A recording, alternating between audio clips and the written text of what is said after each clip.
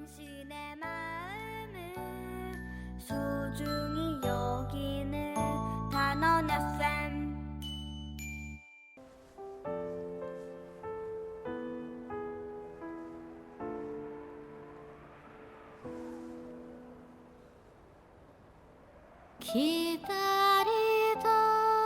기다리던 봄이 오고 있는데 이리 나를 떠나오. 안녕하세요. 드라마 천국의 팽아입니다. 안녕하세요. 드라마 천국의 윤 작가입니다. 노래가 신금을 울리네요. 좋지. 네, 네. 오늘 우리가 해야 될 이야기가 광해, 네. 왕이 된 남자. 요 이야기를 하려고 하는데요. OST가 없더라고. 다 이제 그 음악이야. 네. 그래가지고 어떤 이야기가 좀 어울릴까, 어떤 노래가 이 잘 찾은 것 광해하고 같아요. 어울릴까 고민을 하다가 그 상사화 예, 드라마 역적에 나왔던 노래예요. 나왔죠. 네, 그 맞아요. 안혜은이가 부른 상사. 박정현 의원이도 상사를 불렀는데 아. 박정현이 상사보다는 안혜은이가 부른 상사가 난 좋더라고. 네. 그래갖고 안혜은이가 부른 상사로 골라봤습니다. 네. 우리가 이제 뭐 이야기하는 중간에 노래 한 곡 나갈 때 요 이거 상사를 틀어주세요. 예, 제가 좋아하는 노래예요. 정말 왜 안 믿어져요? 안 어울려. 안희은 목소리는 어. 심장을 긁어. 그 그러잖아요. 문어의 꿈. 아, 나는 문어. 이거 안혜은 거잖아. 아, 그랬어요? 나 그거는 모르겠고. 네. 그게 안혜은 노래예요. 음. 오늘 우리가 왕이 된 남자 광해 요 이야기를 하려고 해요. 어때요? 저는 이게 2012년도에 그렇죠. 2012년 나온 10년 영화를 됐어. 그러니까 이제 봤어. 진짜? 네, 다 보고서도 이거 천만 찍은 영화야. 그쵸. 저희 남편은 5번 봤대요. 이거 천만 찍은 건데 이번에 일부러 봤어? 안 봤어. 일부러 안 봤어요. 왜? 개인적으로는 이 이병헌 배우님께서 별로 제가 딱 좋아하는 스타일은 아니고, 두 번째는 그 끝이 너무 이렇게 좋은 해피엔딩으로 끝날 것 같지 않은 그런 예감이 있잖아요. 보지도 않고 무슨 얘기? 그러니까 안 봤으니까 이제 그래서 안 보고 싶은 마음이 컸죠. 근데 그러니까 이병헌이의 사생활로 인한 네. 어떤 호불호가 분명히 있어. 어. 사생활에 대한 호불호가 이제 이렇게 소위 말하는 찌라시의 그 이병헌 사생활들이 가끔 나오잖아요. 네. 사생활에 대한 그런 건 없지 않아 있지만은 연기만큼은 그치. 그러니까 이병헌의 연기력이 사생활의 어떤 그런 잡음들을 다 잠재우는 것 같아. 워낙 연기를 잘하니까. 한간에 그런 얘기가 있잖아요. 그 연기력으로 그것들을 다 무마시켜서. 지금 내가 그 얘기잖아. 그러니까 그래서 그 말이 나는 사실 핑계거리다라고 생각을 했었거든요. 나는 전혀 그렇지 않을 것 같은데. 왜? 미스터 션샤인 봐봐. 이병헌 연기 근데 거기서도 잘했잖아. 별로 미스터 그랬어? 션샤인에서도 이병헌 그냥 별로 안 좋아했는데 감흥이 덜했죠. 근데 광해는 이병헌이를 위한 영화지. 왜 그랬는지, 왜 사람들이 그런 말을 했는지 알 것 같다는 생각을 했어요. 그 첫 장면 아니고 그 이병헌하고 이병헌 대역하는 그 있잖아요. 하선. 하선이 둘이 만나는 장면이 있었잖아. 그래서 그 장면에서 소름이 돋게 연기를 잘하더라고요. 잘하지. 네. 우리가 이제 이야기를 하겠지만은 네. 이 이병헌이 연기가 뛰어난 중에 하나가 하선과 광해라는 두 인물을 그쵸. 이병헌이가 했단 말이야. 네. 분명히 1인 2역이야. 그쵸. 한 사람이 두 개의 역을 했는데 전혀 다른 사람 그렇지. 같아. 그게 이병헌이의 연기력인 거야. 분명히 우리는 하선도 이병헌이고 광해도 이병헌이라는 것을 알고 있음에도 불구하고 다른 사람처럼 보이는 거야. 그런데 그게 연기력이야. 그쵸. 그 임금의 그 하선이 임금의 역할을 하잖아요. 처음에 광대. 만났을 때 광대 하선. 강대 하선이 하는데 그 얼굴 바뀌는 바뀌는 포인트가 있어요. 그래서 그거 보고 야, 이래서 이병헌 하는구나라고 생각을 했죠. 대단하지. 그렇다고 해서 제가 딱 마음 혹하게 또 뺏긴 건 아니에요. 연기력만 인정한다 이거지. 지조 있어. 그래요. 지조 있는 여자. 네. 그러면 우리 강의 왕이 된 남자 좀 설명 좀 해주세요. 이제 이 2012년 9월. 2012년도에 9월. 9월에 이제 나왔고요. 사극 드라마 감독이 추창민. 추창민. 네, 추창민이에요. 이 추창민이 이 추창민 감독이 네. 여균동 감독 연출부에서 일을 하기 시작했대요. 아. 그러다 보니까 이제 코미디에 좀 특화가 돼 있어. 여기 나오는 그 얘기를 하려고 하는 거야. 코미디 이게 있어요. 재밌는 포인트가 그래서 보고 그리고 연기들을 왜 이렇게 잘해? 재밌게. 그러니까 그죠? 능청스럽게 그 하잖아요. 추 감독이 여균동 감독의 연출부에서 일을 하면서 이제 영화를 배우는 거야. 그러다 보니까 코미디나 이런 거에 잘해. 그러니까 그런 코미디, 그러니까 자기의 그 장점들이 이 광해 왕이 된 남자에 쭉 잘 스며들었지. 그리고 이 추 감독의 가장 대표작이 뭐냐면은 그대를 사랑합니다야. 강풀 만화 그대를 사랑합니다 있지. 그걸 이제 추 감독이 했는데 굉장히 깔끔하게 영화를 만들었지. 그리고 이제 코미디로는 마파도. 그 사람 이 사람이 한 거예요? 추 감독이 마파도 그대를 사랑합니다. 뭐 이런 것들이 기억은 안 날는지 모르겠지만은 사랑을 놓치다라는 영화가 있었어. 이것도 참 좋았어.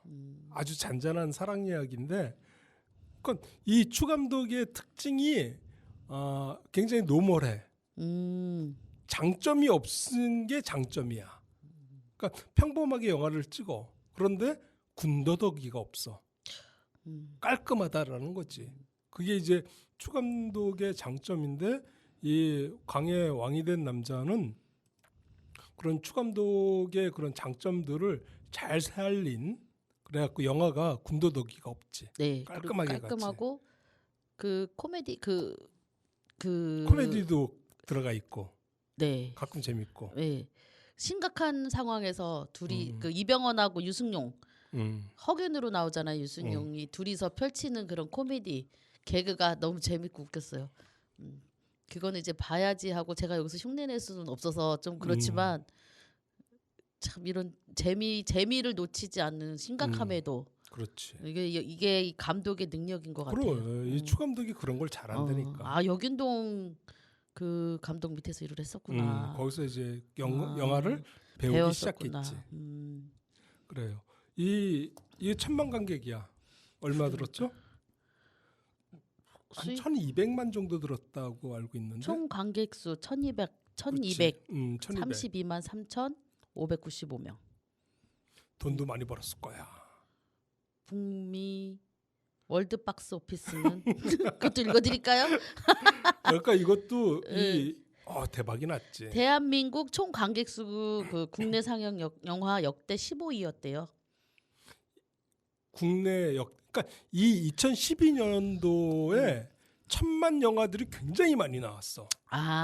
나는 지금 15위라 그래서 생각보다 순위가 낮네라고 생각을 했었거든요. 그때 이때가 1,000만 관객 수가 많았던 때구나. 굉장히 많이 나왔지. 1,000만 그 실미도 뭐 도둑들 뭐 이런 식으로 이게 1,000만 한국 영화의 전성기였네. 그렇지. 해운대 태극기 휘날리며 아무튼 이 2012년도가 한국 영화의 1,000만 관객 1,000만이라는 걸 깨기 시작하기 막 나오는 거야. 그 전까지만 해도 1,000만이라는 건 그 도저히 깰 수 없는 기록으로 알고 있었는데 2012년도에 태극기 휘날리면서부터 시작해가지고 실미도 해운대 그러다가 이제 이번에 광해 나오고 그다음에 명랑 나오고 뭐 이런 식으로 이제 1,000만 관객들이 뭐 7번 방 선물 뭐 이런 식으로 1,000만 관객 깨는 영화들이 줄줄이 나왔지. 그러니까 아마 그때 2012년도가 한국 경제가 좀 좋았나 봐. 영화관에 많이 갔네 사람들이. 그러니까 그러네요. 10년 전? 그렇지 10년 전. 영화관에들 10년 많이 전에 갔네. 뭐 했지 나는? 갑자기 10년 전에 뭐 했더라 이런 생각이 드네. 이제 이 영화는 이제 왕위를 둘러싼 권력 다툼과 이제 당쟁으로 이제 혼란이 극에 달한 광해군 8년 동안의 이야기인데요. 8년이 시대적 배경이 광해군 8년인데 자신의 목숨을 노리는 자들에 대한 분노와 이제 두려움으로 이제 점점 난폭해져 가던 그 왕 광해는 도승지 이제 허균에게 이제 명령을 내리죠. 자신을 대신해서 위험에 이렇게 노출될 대역을 찾을 것을 이제 지시를 하는데, 근데 허균은 이제 기방의 치객들 사이에서 이제 그 걸쭉한 이제 만담으로 이제 인기를 끌던 하선이라는 사람을 발견을 하게 돼요. 이제 이 사람이 왕 강해군과 닮은 거죠. 마치 왕자와 거지 느낌의 그런 거예요. 그래서 왕과 똑같은 외모는 물론 이제 타고난 재주와 말솜씨로 왕의 흉내도 완벽하게 흉내를 내는 하선을 이제 발견하고, 이제 하선은 영문도 모른 채 궁궐에 끌려가죠. 그래서 하선은 광해군이 자리를 비운 하룻밤 가슴을 조이면서 왕의 대역을 그때부터 하게 됩니다. 그래서 그러던 어느 날 광해군이 갑자기 의식을 잃고 쓰러지는 이제 사건이 발생하게 되고, 이제 허균은 광해군이 치료받는 동안 하선에게 광해군을 대신해서 왕의 대역을 할 것을 이제 명합니다. 그래서 저작거리에 이제 한낱 그 만담꾼에서 하루아침에 조선의 왕이 되어버린 이제 천민 이 하선이 허균의 지시하에 이제 말투부터 걸음걸이, 이제 국정을 다스리는 법까지 이제 함부로 또 입에 놀려서도 들켜서도 안 되는 그런 위험천만한 왕노릇을 이제 시작하게 되는 거죠.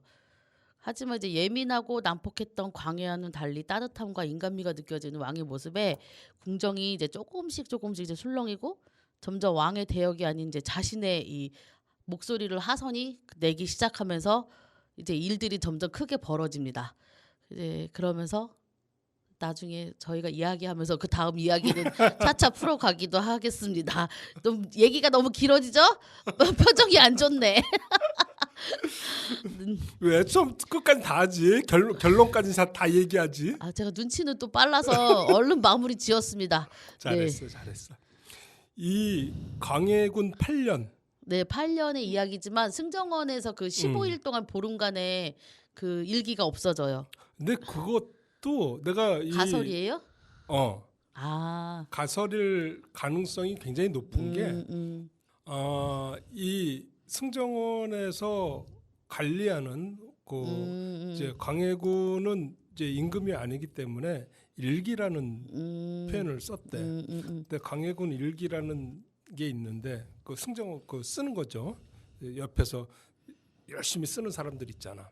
걔네들이 쓰는데 이것이 성공한 쿠데타는 처벌할 수 없다라고 얘기하는 것처럼 우리가 흔하게 역사는 좀 있어 보이네요. 그랬어?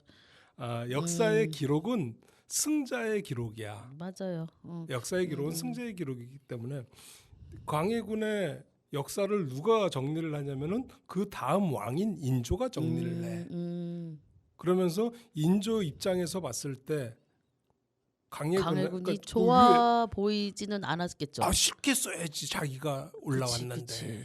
그러니까 역사는 승자의 기록이다 보니까 그 위에 그러니까 그 밑에 받은 인조가 광해군을 미화를 할 수는 없는 거야. 걔가 좀 폭군으로 그려져야지 자기가 어쩔 수 없이 인조 반정을 했다라는 것이 그 어떤 그 현실성을 좀 갖고 정당성을 갖는 거야. 그러다 보니까 광해군 일기가 많이 첨삭이 됐을 것이다. 그리고 그것이 제대로 내려오지는 않았을 것이다. 라는 것이 보통 이제 그 이야기인데 뭐 15일간의 그 일기가 빠졌다. 요 부분은 무엇 때문에 빠졌는지 그건 모르겠는데 그 진짜 빠졌는지도 잘 모르겠고 아니면은 이 영화에 어떤 그걸 집어넣기 위해서 15일을 그 빠졌다라고 이야기를 시작한지도 모르겠고 그런데 이 우리가 영화 첫 장면에 그 장면 그 이야기서부터 시작이 되잖아. 15일 빠진 이야기. 그러면서 비밀에 붙여라라고 이야기한 부분에 있어서 비밀에 붙여라라고 이야기한 부부는 나와. 음. 그런데 무엇을 비밀에 붙여라라고 이야기했는지는 안 나와. 그 강해군 일기에. 그러니까 이것이 15일인지 어쩐지 그건 잘 모르겠다. 그건 좀 명확하지는 않다. 그렇게 얘기를 할 수가 있죠. 이 강해군이 이번에 난 강해 이 왕이 된 남자 요 영화를 옛날에는 봤지. 옛날에 한 두어 번 본 것 같아. 그러다가 워낙 이병헌이가 연기가 너무 재밌고 그러다 보니까 한 두어 번 보다가 이번에 한 번 더 봤지. 그러면서 강해군에 대해서 이제 궁금해진 거야. 그리고 또 우리가 영화 이야기를 해야 되니까 강해군에 대해서 궁금해져가지고 강해군에 대해서 좀 알아봤더니만 재밌는 사람이야. 이제 우리가 왕을 이야기할 때 세종 대왕이라고 있고 이 사람은 광해군이잖아요. 왕이 됐던 남자인데도 왜 그랬을까요? 왕에서 물러났으니까 쫓겨났으니까 군이 된 거야. 맞아요. 모를까봐 나한테 물어본 거야? 아니 공부했다고 하시길래 이 군하고 왕의 차이는 크거든요. 그래서 물어보니 질문이 굉장히 날카로웠어. 나름 공부했어요. 이 강해군이라는 사람이 참 재밌는 사람이더라고. 맞아요. 여러 가지. 그리고 이 사람에 대해서 또 폭군이냐 또 왕을 백성을 위한 성군이었냐 뭐 이렇게 해서 또 약간의 그런 대립이 있더라고요. 그러니까 그 폭군이라는 이미지는 그 연산군하고 다른 이미지야. 연산군은 진짜 막 그치. 사람 막 다 불러다 놓고 막 죽이고 막 난리가 약간 났었잖아. 걔는 정신병에서 그렇지. 오는 사이코패스적인 그런. 근데 광해군은 그 정도까지는 아니었는데. 광해군은 어쩔 수 없는 환경에 의해서 만들어지는 그 자기가 정치를 해야 되는 상황이잖아요. 그러니까 아니 이렇게 말하면 아니다. 그죠? 폭군 이미지는 그 내가 서두에도 얘기했듯이 폭군 이미지는 인조가 만들어서 씌웠다. 저도 그렇게 인조가 만들어서 씌운 이미지가 더 컸고 오히려 이제 강해군이 욕먹을 짓은 딱 하나. 궁궐 지은 거. 궁궐을 지은 거가 욕먹을 짓이었지. 궁궐을 5개나 지었어. 그러니까 궁궐 지어서 쫓겨난 사람이 또 한 명 있어. 흥성대원군. 맞아요. 흥성대원군은 2개 지었어. 근데 강해군은 5개야. 많이 지었지. 쫓겨날 만하지. 그러니까 궁궐을 5개 지을 정도면은 뭐랄까 그런 건 있어. 임진왜란 때문에 궁궐이 훼손이 돼서 보수한 건 있어. 임진왜란 때문에 궁궐이 훼손이 돼서 보수한 건 있지만은 또 강해군이 궁궐을 또 짓기도 했지. 한 5개 지으면서 백성들이 힘들어했지. 그건 욕먹을 짓이었지. 그런데 그 외의 것들은 말하기 나름이다. 아까 팽아가 얘기했듯이 정치적인 문제니까 말하기 나름이다. 뭐 그렇게 이야기할 수가 있죠. 그 동생 죽인 동생 영창대군 있잖아요. 그 일은 어떻게 보세요? 그것도 사실일까요? 요 당시에 네. 이 우리 지금 정치가 여야로 나눠진 것처럼 네. 광해군파가 있고 안인파가 있어. 맞아요. 그러니까 영창대군 동생을 몇 살 어리죠? 한참 어려. 30몇 살 어려. 동생이 3살이었어요 그 당시. 그래. 그러니까 3살짜리 동생을 위한 파. 그다음에 누구지? 광해군 자기를 위한 파 2갈래로 그때 2파로 나눴다 그랬어요. 광해군파가 이제 북파인데 이쪽이 적었어.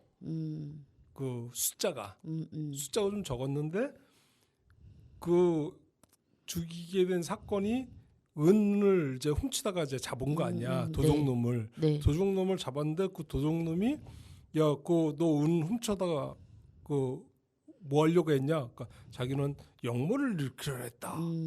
주동자가 누구냐? 영창대군이다. 이렇게 된 거 아니야. 그래갖고 죽였는데. 그치. 그것도 허위자백이었죠. 그렇지. 허위자백이라기보다는 그 북파 쪽에서 이제 사주한 거죠. 포도대장 불러다가 그렇게 몰고 가. 몰고 가서 영창대군 정리하자라고 했다라는 이야기가 있어. 그걸 누가 했느냐가 있는데 뭐 그 김계시라고 또 그 광해군한테 붙어 있는 상궁이 하나 있었어. 그 상궁하고 북파 쪽에 그 대감이 하나 있었는데 뭐 그 뭐라 그럴까 지금 확실하지는 않아. 근데 이제 그런 이야기들이 모여가지고 그렇게 몰고 가서 눈에 가신 대군을 정리를 하자. 그러니까 그 죽인 장면도 불에 태웠지. 그 불에 태웠다기보다는 방에 방에 가둬서 넣고 구들장에서 안 죽을까봐. 그 진짜일까요? 진짜야. 그러니까 강화도에 있어. 그쵸. 맞다, 있다 그랬어요. 강화도에 어. 그 영창대군이 죽은 그 집이 있다고 그랬어요. 그렇게 하고 그걸 가지고 그러니까 이 당시 조선시대 요 때는 법도 유교 그쵸. 이게 셌거든. 인이해지. 어이구 뭐? 아우, 나 갑자기 안 하던 말 하니까 기침이 나오네. 아유. 그 유교 사상이 셌는데 네. 그 유교 사상의 가장 큰 게 효도, 그쵸. 나라의 충성 충성. 이거거든. 그런데 이제 왕이 자기 어머니를 패하고 영창대군의 어머니죠. 영창대군의 어머니가 아니라 임목대비 선조의 그러니까 광해군 아버지가 나중에 두 번째 결혼을 한 거 아니야. 맞아요. 두 번째 결혼했으니까 첫 번째 부인 돌아가시고. 광해군 입장에서는 엄마지. 계모. 그렇지, 맞아요. 엄마지. 엄마지. 엄마를 패하고 동생을 죽였다. 그래서 패모살제. 그래가지고 이제 그걸 가장 큰 죄로. 공부 많이 하셨네. 어려운 단어 아니야. 기침 안 나오세요, 저처럼? 패모살제. 아유. 동생을 죽였다. 엄마를 패하고 동생을 죽였다. 패모살제 이렇게 됐죠. 굉장히 나 똑똑한 것 같다. 나 역사 별로 안 좋아하는데. 아유, 공부 많이 하셨다고요. 그러니까. 아니 강해군을 이렇게 보면서 재밌는 거야. 이 안에 너무 많은 이야기들이 들어가 그쵸. 있는 소설이 거야. 될 만한 소재들이 많을 것 같아요. 제가 잘만 엮으면. 우리나라 이제 예. 조선시대 드라마 중에서 제일 많이 나오는 이야기가 연산군, 강해군, 황진이. 맞아. 아니, 황진이가 아니라 그 장희빈. 아니 뭐 이런 이야기들이 제일 많이 나온 이 강해군이 굉장히 많은 이야기들이 이 나오지. 광해군 뒤에서 조종했다는 뭐 아까 그 김계시라는 여자 상궁 그 얘기만 써도 있어. 어마어마하게 나올 것 같은 생각이 많이 들더라고요. 김계시라는 그 상궁을 중심으로 한 드라마도 하나 있었더라고. KBS 사극 있었어요. 드라마가. 벌써 있었구나. 그러니까. 그래. 네. 사극 드라마가 하나 있었고 그리고 이 선조와 강해군, 인조 이렇게 연결이 된단 말이야. 그때 임진왜란이 있었지. 또 인조가 누구야? 남한산성에서 그쵸. 그 머리 절이 구룡의 왕. 그게 또 인조 아니야. 명나라한테 고개 숙이는 사람이 인조죠. 명나라가 아니라 후금. 근데 이 선조 아빠 광해군의 아버지도 이 광해군을 되게 질투하고 미워했잖아요. 여기 왜 이래? 아무리 정치가 권력이 좋아도 그러지 이게 그럴 수 있나? 부자지간에 이 선조가 참 재미난 양반인데 꼰대 같아. 나 이거 보면서 참 꼰대라는 생각이 들었어요. 이 선조가 임진왜란이 터져갖고 도망을 가잖아. 그니까 거기서부터 무슨 왕이야? 도망을 가가지고 평양쯤 이렇게 와가지고 얘기를 해. 야, 나 아무것도 필요 없다. 나 명으로 갈련다. 나 혼자 갈련다. 따라오고 싶으면 난 따라오고 갈련다. 신하들이 막 말려, 막 난리가 나. 쟤 시켜 강해. 그게 이제 거기서 이제 분조가 나온 거야. 강해군 시켜가지고 분조가 그거 나눠서 정치를 하자는 거예요? 나는 피해 있을 테니까 그러니까 네가 해. 네가 분조를 해. 분조를 해가지고 광해군은 전쟁 날 세자로 책봉을 했잖아. 책봉하고 같이 피난길을 오르다가 선조가 야, 나 쫄려가지고 못할 테니까 네가 해. 그리고 광해 입장에서는 당황스럽지. 그리고 그때 광해군의 나이가 그렇게 많지 않았던 걸로 기억이 돼. 20살도 안 됐지. 그러니까 18인가에 이제 지금 생각해 보면 네가 지금 이 대한민국을 정치를 이렇게 다 다스리라 뭐 이런 건데 그렇지. 아이고 그 청년한테 얼마나 당황스러웠겠어요. 그래가지고 이 왕은 선조는 그렇게 피난을 가고 그래갖고 이제 광해군이 몇몇 대신들을 데리고 이제 다시 이제 내려가기 시작한 거지. 그러면서 이제 내려가니까 그때가 임진왜란 한창 일어났을 때 그렇지. 당시죠.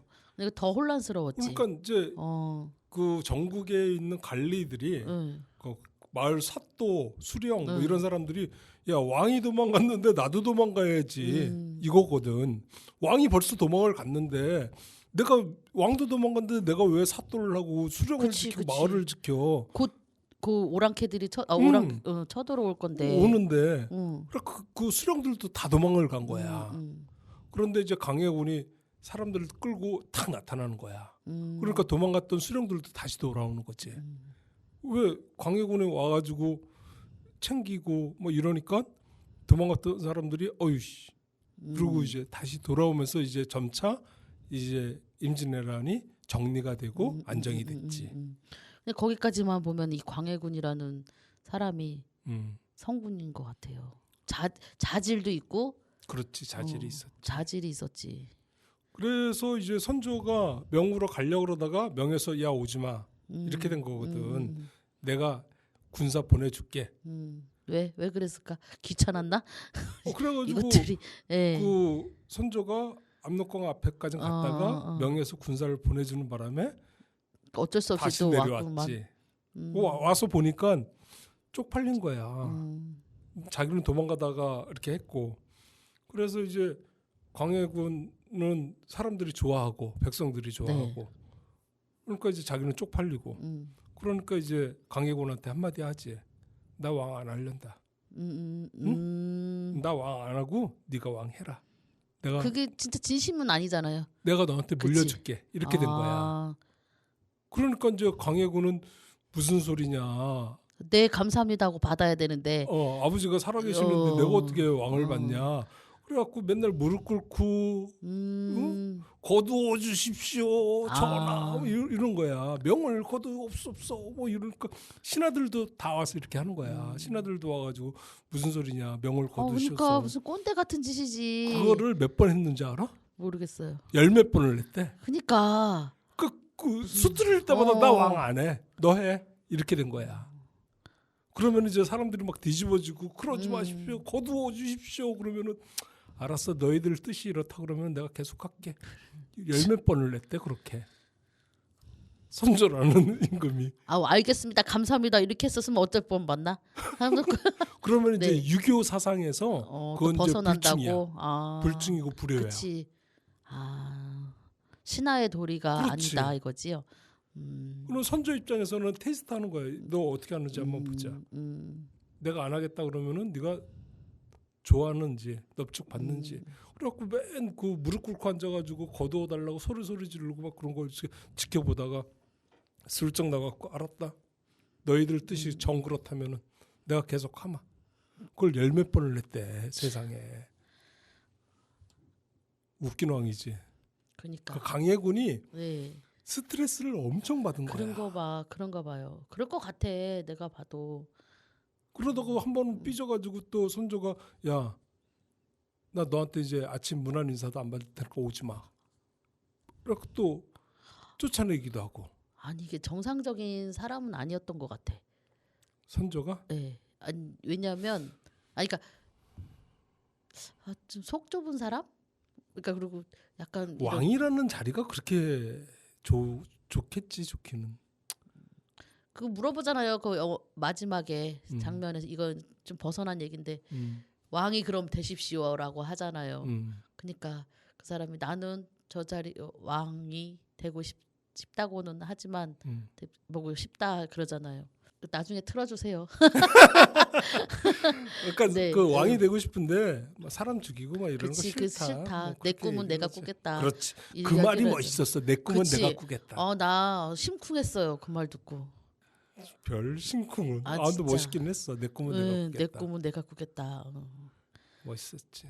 그래갖고 이 광해군이, 그러니까 광해 왕이 된 남자가 그런 우여곡절을 겪고 왕이 된 그렇구나. 거야. 그러니까 이 제정신으로 그렇지. 이게 힘들었지. 정치를 하기가 쉽지 않았을 것 같아요. 힘들었지. 그러니까 이 광해군 8년이 근데 이 광해 왕이 된 남자가 조금 이제 말이 안 되는 부분이 뭐냐면은 이 영화가 네. 그러니까 대동법 그다음 이제 호패법. 호패 뭐 이렇게 하는 게 언제였냐면은 광해군이 취임해가지고 왕이 돼가지고 1년인가 2년 바로 했어. 바로 했던 건데 지금 우리 영화의 시대적 배경은 광해군 8년이란 말이야. 그쵸. 8년에 한 것처럼 이야기를 해. 그러면은 이 거지 하선이 광대 하선이가 대동법을 실시한 걸로 보이는 거야.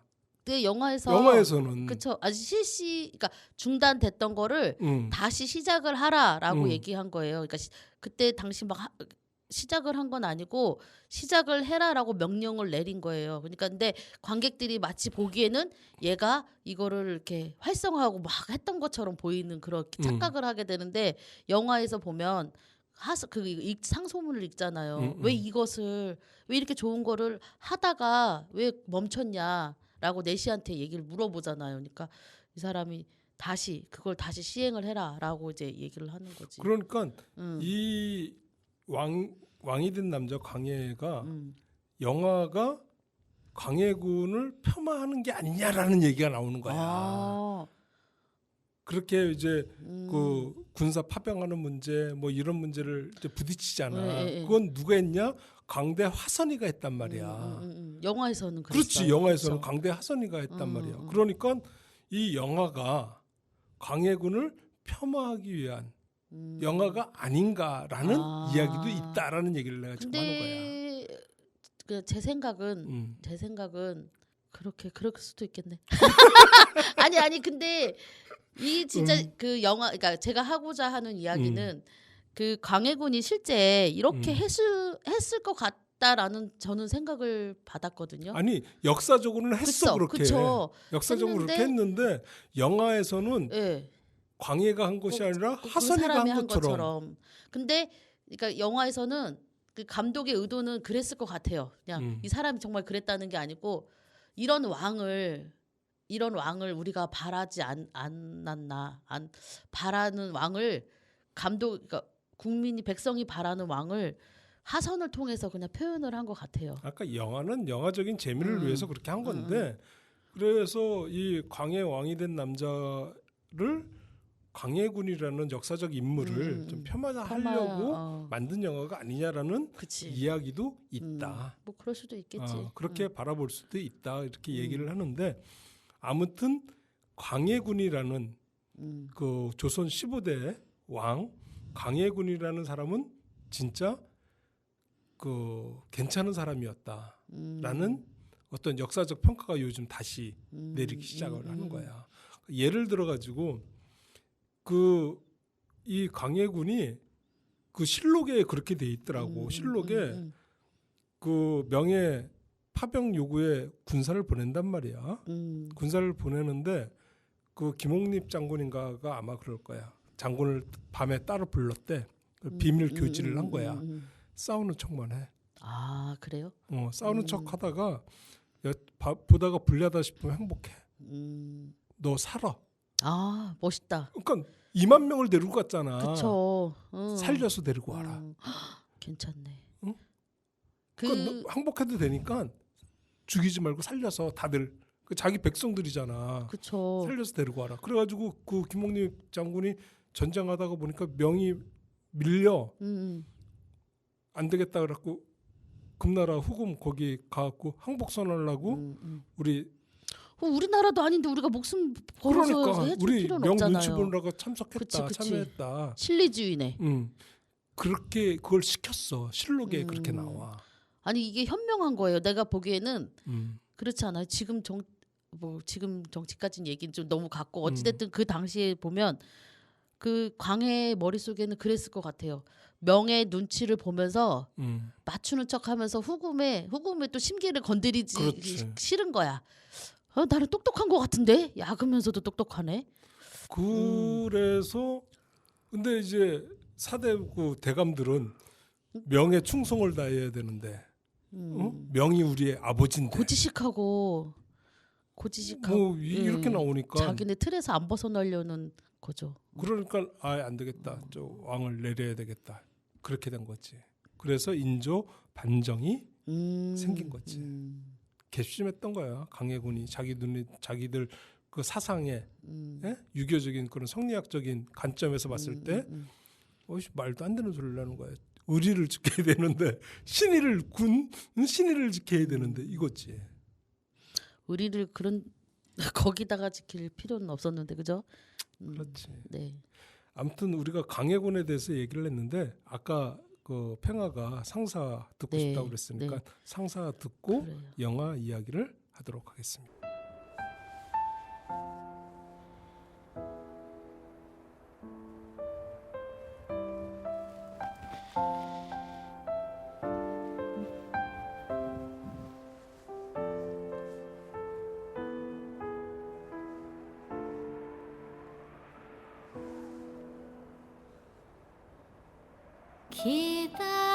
기다리던 봄이 오고 있는데 이리 나를 떠나오 긴긴 겨울이 모두 지났는데 왜 나를 떠나가오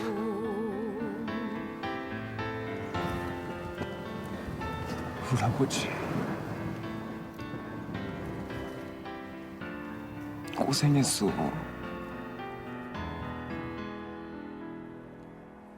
사랑이 왜 이리 고된가요? 이게 맞는가요? 나만 이런가요? 고운 얼굴 한번 못 보고서 이리 보낼 순 없는데 사랑이 왜 이리 아픈가요? 이게 맞는가요? 나만 이런가요? 하얀 손 한 번을 못 잡고서 이리 보낼 순 없는데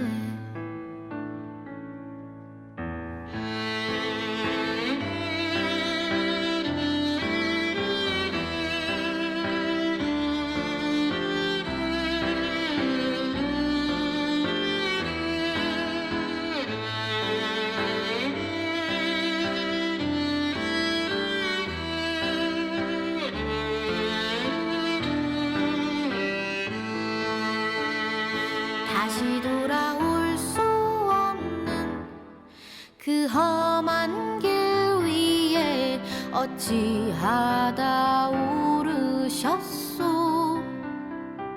내가 가야만 했었던 그 험한 길 위에 그대가 왜 오르셨소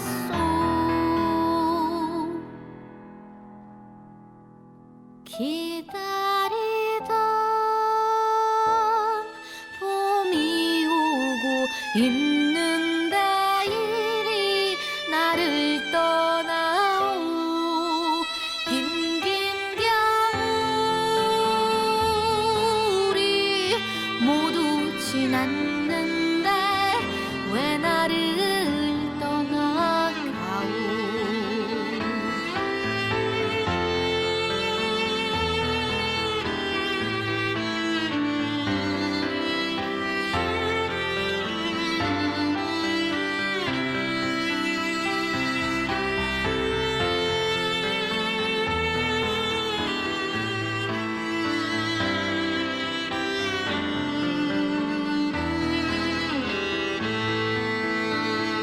다시 돌아올 수 없는 그 험한 길 위에 어찌하다 오르셨소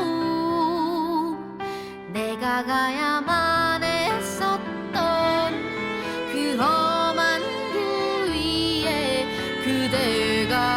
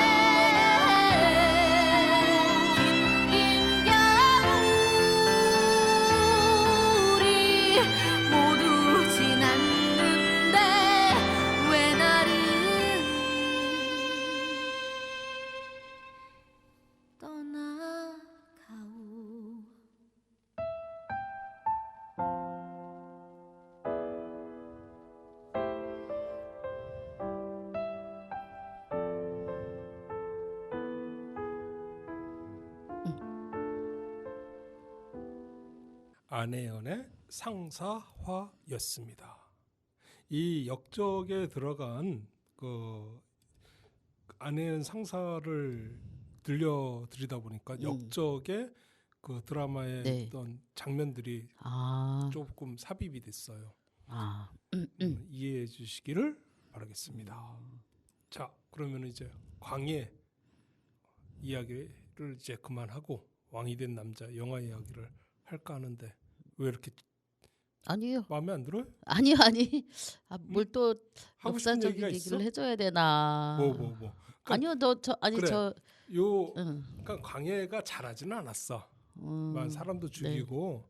그러니까 그 정리를 한다 그러면은 광해군, 네, 네. 광해군에 대해서 정리를 한다 그러면은 광해군이 어떻게 됐든 간에 왕이 됐을 때는 백성들한테 좀 인기도 좀 있었고, 네. 단 여야로 나는 이제 남인 서인들이 반발을 했고 북인만 좀 지지를 했고, 그러니까 요 당정 간의 당파 싸움이 너무 힘들어서 광해군이 네. 좀 하고 싶었던 걸 많이 못했지. 그러다가 시간이 지나면서 이상하게 다른데 정신이 팔렸지. 그러니까 김계시나 측근들 이제 아첨하고 뭐 이러다 보니까 뭐 궁궐 짓고, 또 이 사람이 풍수지리 무진장 좋아했대. 아, 그래갖고 또 그 궁궐 짓고 아, 그러다 보니까 이제 욕을 많이 먹었지. 그러니까 광해군이 잘한 건 딱 두 개. 대동법, 호패법. 호패법은 뭐 대동법하고 연결되는 거니까 대동법하고 중리배교. 아, 요 두 개를 가지고 이제 광해군의 참 그게 큰 업적인데 그렇지. 어떻게 보면 평가를 그죠? 지금도 이제 광해군 평가는 요 대동법하고 중리배교 빼놓고는 평가가 그렇게 후하지는 않아. 좀 그 말 그대로 이제 폭군 이미지가 강했지. 그런데 대동법과 중리배교 많이 이제 광해군을 이제 평가하는 데 있어서 환경이 힘드니까 제정신을 가지고 이제 온전한 삶을 살기 힘든 거겠죠. 힘들어서 그렇지. 네, 그것을 다른 데로 좀 잘못된 방향으로 이제 선택을 한 거죠. 대동법이 뭐야? 대동법 또 제가 이제 조선 시대에 이제 곡물 대신 특산물로 이제 그때는 바쳤나 봐요. 세금을. 근데 그 대신 쌀로 통일해서 이제 바치게 한 납세 제도인데 지금 우리나라의 지금에 말하면 한 누진세 비슷한 느낌의 그런 세금 제도인데 이거는 세금을 공평하게 거둘 수 있다는 그 장점이 있는 제도예요. 왜 공평하게 받을 수 있을까요? 이 영화에서 네. 그 하선이가 네. 사월이한테 이야기를 듣잖아. 그치. 너는 어떻게 여기까지 왔냐? 그랬더니만 전복을 내라 그래서 산속에 사는데 그치. 전복이 어딨어? 뭐 이렇게 하다 보니까 다 하고 팔려가고 전다 팔고 아버지는 죽고 뭐 그 이야기를 이제 하선이한테 하지. 그쵸. 하선이가 눈물을 뚝뚝뚝뚝 떨구면서 이야기를 하지. 엄마만큼은 내가 찾아주겠다. 그 이야기를 하면서 거기서 이제 대동법에 대해서 이제 하선이가 알게 된 거지. 그 전에는 이제 대동법에 대해서 크게 관심을 안 갖다가 이제 거기에 대해서 이제 관심을 갖고 대동법에 대해서 이야기를 하죠. 그러면서 이제 싸우지. 그 중전들하고. 그때 대동법에 관련된 하선이, 그러니까 광대 하선이가 이야기하는 장면이 하나 있어요. 그 장면을 한번 들어보도록 하겠습니다. 대동법을 실시할 방안을 마련하라 했을 텐데. 전하, 하루아침에 결수대로 세금을 부과한다면 지주들의 피해가 이루 말할 수가 없사옵니다. 그들 또한 백성이온데 어찌 차별을 두겠나이까? 땅 10마지기 가진 이에게 쌀 10섬을 받고 땅 1마지기 가진 이에게 쌀 1섬을 받겠다는 게 그게 차별이요? 백성들은 스스로 노비가 되고 내시가 되는 판에 기껏 지주들 쌀 1섬 때문에 차별 운운한단 말이오. 형판, 예, 전하. 각 관아는 곡간을 열어 취한 쌀과 포목을 양민들에게 모두 돌려주도록 하시오. 예, 전하. 그대들에게 명하오. 대동법을 즉각 실천토록 하시오. 이를 방해하거나 어지럽히는 벼슬아치가 있다면 국법으로 엄하게 다스릴 터이니 모두 유념하고 실천하기 바라. 어때? 멋있지. 멋있네. 속이 다 시원하지 않아? 그러니까 저도 어. 이 광해군 그 하선이 음. 광해군 대신 이런 정치를 하잖아요. 그래서 팍팍 내뱉는 그런 발언 그런 것들이 속이 시원하더라고요. 그러니까 쌀 10마지기, 음. 논 10마지기 있으면 쌀 10섬, 한 마지기 있으면 한 섬. 그쵸. 이게 뭐 잘못된 거냐? 그 한 섬 내는 게 억울해 가지고 못 하겠다? 이 도둑놈들 막 야단을 그치. 치잖아. 이때 이 장면에 허균이가 깜놀해 가지고 쳐다보잖아. 쳐다보잖아. 알려준 적이 없는데 자기가. 근데 그렇게 하니까 깜놀해 갖고 보고 그 넷이 상선이 흐뭇하게 보잖아. 자기가 힌트를 조금 줬는데 그걸 밤새 공부해서 간 하니까 거잖아요. 네. 상선은 싹 웃고. 아니 그 천민 출신 하선도 아는 정치를 그렇지. 정석대로만 하면 되는데 이걸 사람들이 자꾸 틀에 그렇지. 박히고 머리를 쓰고 하니까 이상한 방향으로 자꾸 틀어져요. 그러니까 그 정리를 한다 그러면은 광해군이 광해군의 어떤 역사에서는 이 대동법과 아까 중리배교 그 중리배교가 만약에 광해군이 안 물러나고 네. 계속 이제 진행이 됐다 그러면은 그 인조가 남한선성에서 머리 숙일 일은 없었죠. 없지. 없었지. 그렇지. 그 이야기를 이제 사람들이 계속하는 거예요. 역사학자들이 그때 광해군이 그랬었으면은 역사는 가정인데 그쵸. 가정이니까 뭐 그렇게 얘기를 하지만은 이 선조와 광해군과 인조 요 임진왜란 남한산성 요 이야기가 굉장히 역사적으로 이야기가 많지. 제일 왕다운 왕은 어떻게 보면 광해였어요. 그렇게까지 이야기하기 아니 세 명 중에 세 명 선조, 중에 그렇지. 선조, 광해, 그다음에 인조까지 해서 하면 왕다운 왕은 광해였기 때문에 이 사람이 계속 통치를 했으면 우리가 조금 달라지지 않았을까라고 생각을 한 거죠. 또 인조는 말을 한 마디도 안 하고 며칠씩 갔대. 그 사람도 그 왕도 왕도 평범하지 않구만. 네. 무거운 왕이었대. 말 수가 없었대. 말을 할 수가 없었던 거 아니에요? 말 수가 그렇게 없었대. 며칠을 뭐 말을 안 한 적도 있고 막 그렇대.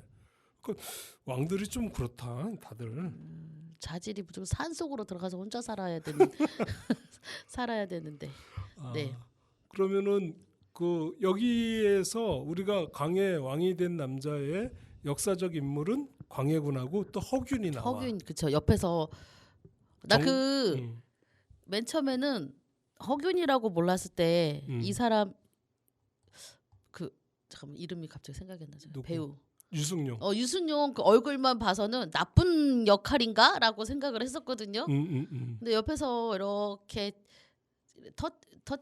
가르쳐주고 지시를 할 때 보면 이 사람 착한 사람이구나 그런 생각을 했었죠. 네.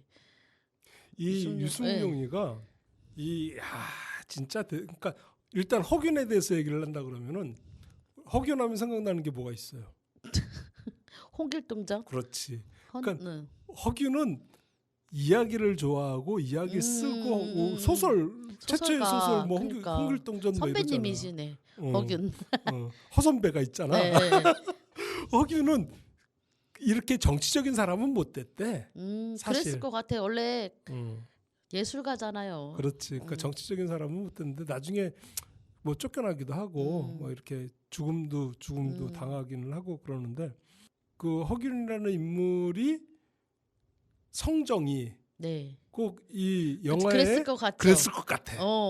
그러니까 이야기를 좋아하고 사람을 좋아했대. 허균이 진짜 사람을 좋아했대. 그러니까 소설을 썼지. 그렇지. 그러니까 허균이 만약에 그 광해 왕이 된 남자의 그 배역에 진짜 하선이라는 게 있었다 하면은 허균은 충분히 그러고도 남았을 것 같다. 그 허균의 정치 이념이나 사상을 이렇게 보잖아요.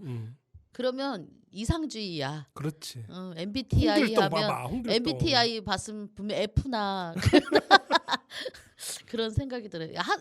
누구야 하선도 마찬가지고 둘이 코드가 맞아요. 네. 이 우리가 이제 이병헌이 연기력 얘기를 했지만은 네. 유승용이 연기력도 그니까요. 유승용이가 2012년 들어오면서 유승용이가 날개를 달아. 아 맞아요. 유승용이가 언제부터 날개를 다냐면은 2012년 그러니까 11년도에 최종병기 활에서 유승용이가 나오면서 여기서 이제 한 1,000만 원 못 찍었는데 꽤 히트를 냈어. 내 기억으로는 한 7, 800 정도 했을 거야. 최종병기 활에서 하더니만 그 다음에 뭘 했냐면 내 안의 모든 것. 거기서 이제 우유통 하나 딱 그 어깨 메고 카사노바 하고 그랬었잖아. 거기서 유승용이가 내 안의 모든 것.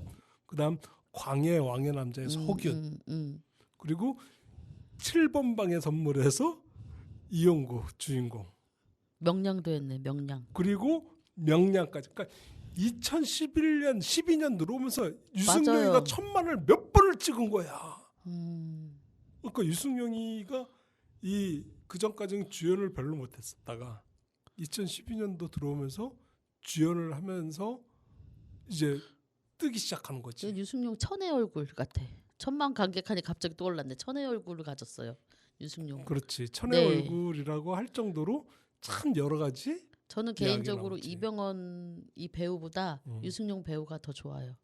나는 여기 그 도부장 김인권 아,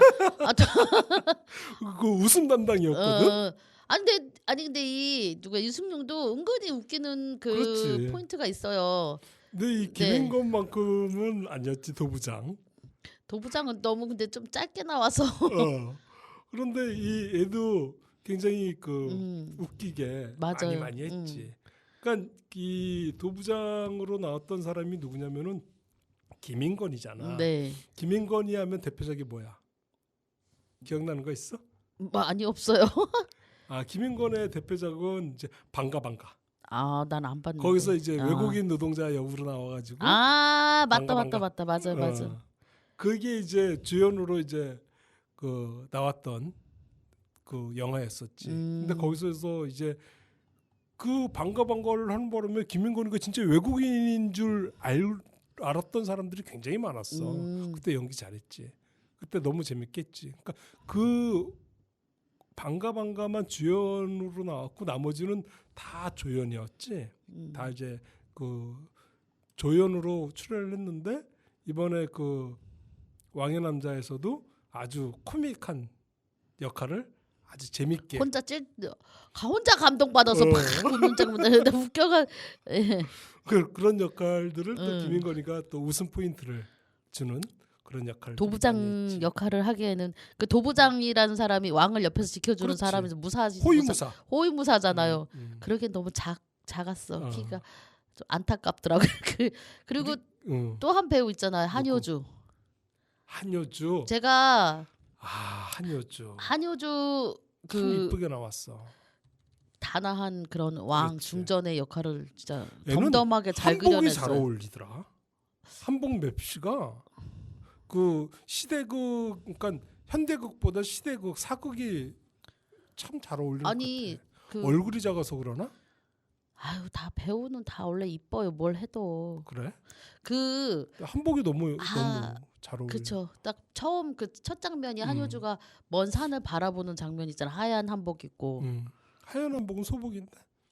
아유 왜 또 저렇게 또 오늘 좀 잠잠하다 했어요. 내가 왜 아니 그거 뭐야 요번에 나왔던 거 한효주 나왔던 거 저한테 보라고 했 독전. 독전 거기서도 한효주가 나오잖아요. 그 독전을 보고 저 독전 2 보고 그다음에 이 왕의 남자를 봤거든요. 연기가 극과 극이에요. 그러니까 여기 그 강의 왕이 된 남자에서 한효주의 역할이 많지는 않아. 그쵸. 그래도 많지는 않은데 네. 뭐 연기력을 논할 만큼 이렇게 장면이 좀 많으면 좋겠는데 뭐 이렇게 크게 많지는 않은데 그래도 모나지 않게. 제 역할은 충분히 그렇지. 했어요. 모나지 않게 그 중전의 역할 그쵸. 또는 그런 역할들을 잘 해줬지. 담담하게 그 담만에는 그 얼굴 그리고 슬픔이 막 이렇게 팍팍 표출되지 않잖아요. 좋았지. 한효주가 담백했어요. 담백하지. 예. 그때 한효주가 몇 살 때 찍었을까? 그 광해를 10년 전이니까 지금 한효주가 몇 살이야? 지금 잠깐만요. 제가 한효주가 그 87년생이네. 아. 36살이니까 10년 전이면 26살. 근데 이쁘긴 했네. 그런 연기를 했네. 잘했네. 어. 한효주가 참 괜찮았어. 잘 났어. 한효주가 요번에 그 무슨 뭐 어쩌다 사장인가 그래서 나한테 아. 외국에 가서 막 그 어. 하잖아요. 그 외국어를 혼자 독학을 했대요. 그래? 응. 똑똑하네. 똑똑하고 음. 독전에서도 그 중국어를 쓰거든요. 자연스럽게 능청스럽게 아주 잘해요. 아니, 필요한 것만 하면 되는 거니까. 아, 그래? 그건. 뭐 할 말이 없네요. 갑자기. 마지막으로 우리 네. 존해간 한번 얘기해 봅시다. 존해간. 누구요? 존해간. 내가 아 내가 그 저기 장강. 내시로 나왔던 분. 장강. 음. 저기 화장실 갈 때 어떻게 하냐니까 귓속말로. 나 궁금해서 어떻게 앉을까 진짜. 근데 안 알려주는 거야. 귓속말로 얘기하잖아. 그건 사람에 따라서 다른가? 그래서 안 알려줬나? 모르지 뭐 내가 내시를 본 적이 있나. 근데 이 장광 배우도 음.